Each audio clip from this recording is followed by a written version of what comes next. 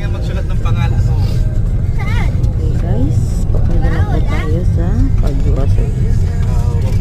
Pumunta muna tayo sa Ayan, bago tayo mag-grocery, daan muna tayo sa up shop. Magtingin-tingin kung ano ang pwedeng bilihin. Ayan, magtingin-tingin na po tayo. Mga pantalon, mga damit. Ang hinahanap po natin yan ay mga damit na yun ang mga pantalon para kay Brent. Kay Brent, natutulog ka na ba? Ayan, meron ka pang patungan.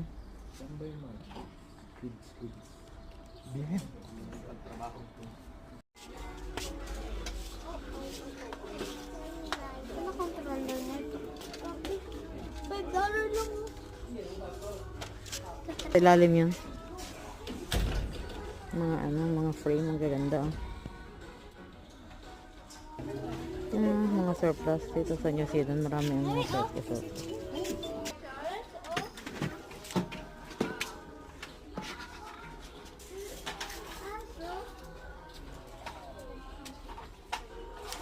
Ang cute na ito.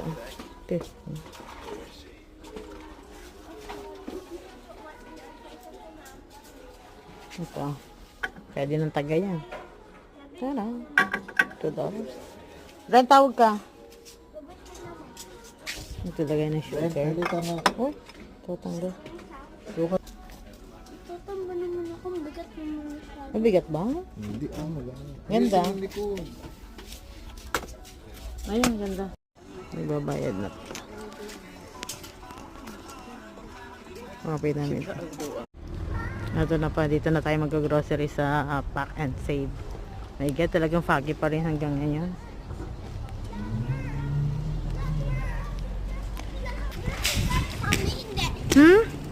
Si Brand kukuha na ng push cart. Entrance. Kaya mo yan. Diyos ko, malaki pa sa iyo ang cart. O, ba't ka nabalik?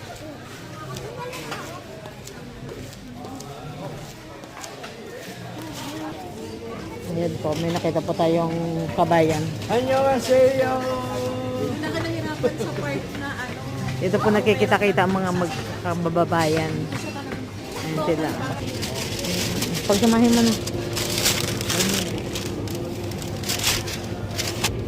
Carrots tayo. Ay, kumagat ng karot. 149 per kilo. Ano yung mga... Ay, kiki mo. Kamatis. Pili kayo medyo green. Ito, medyo...